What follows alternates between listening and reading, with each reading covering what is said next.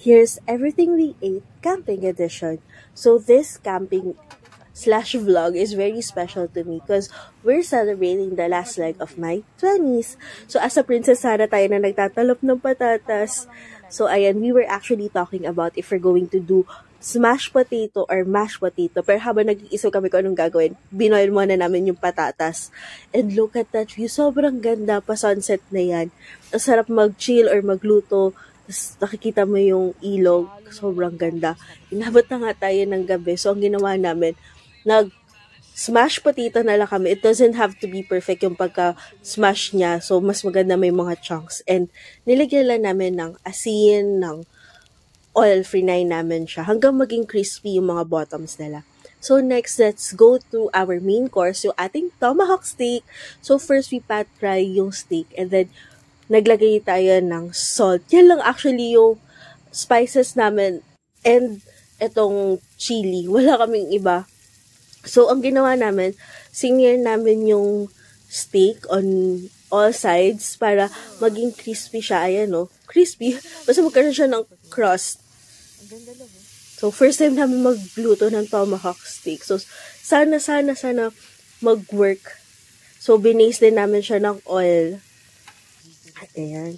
So, paluto na siya. Ang next na gagawin natin is i-rest siya. Tsaka natin gugupitin. Kasi medyo makapal yung cut niyan. 1.5 inch. Ayan.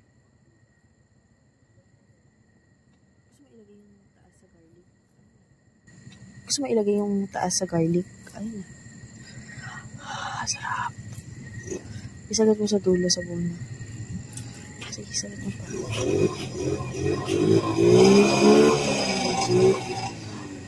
Kumunguha pa.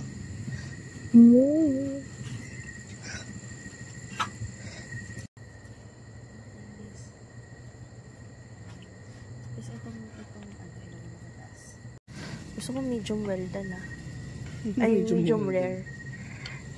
Ito super rare pa to. Ano pa naman natin. Okay. Mamalasanggi pa naman natin. Mas magaling ata ako maghiwa sa'yo. Okay na. Ano naman natin ulit? Oh my God, sino binibidyohan mo ko? Binibidyohan ko. Maganda? Katulad ng sa'yo?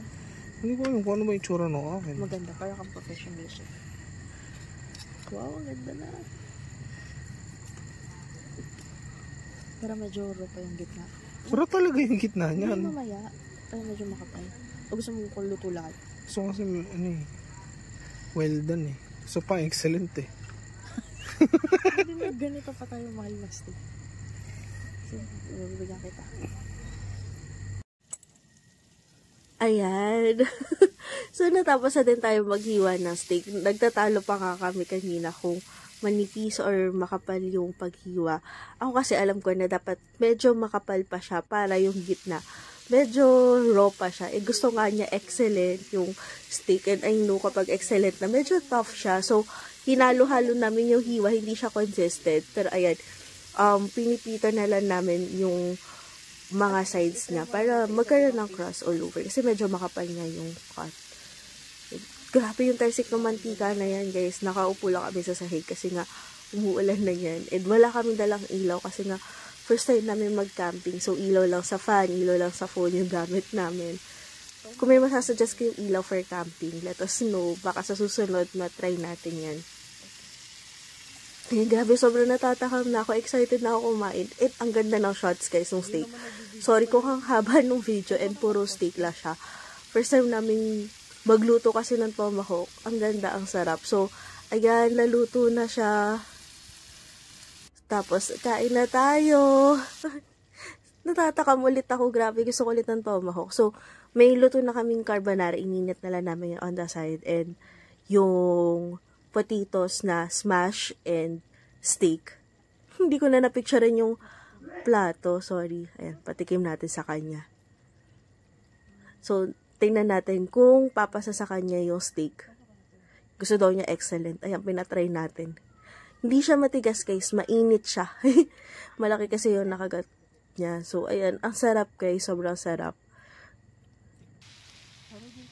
Ito sa na kami. Kumain na kami. Sobrang gutom na kami. Tapos, ang tahimik lang nung camp, guys. Parang, akala namin 11, 12 na ganyan. na sa mga 8 pa lang ng mga oras na yan. Enjoy kami. So yan, kain na, tas natulog na kami, tas pagising yan yung view nyo. Sobrang ganda. Sana makapunta pa tayo ulit dyan. So, kung may lugar kayo for camping, let us know.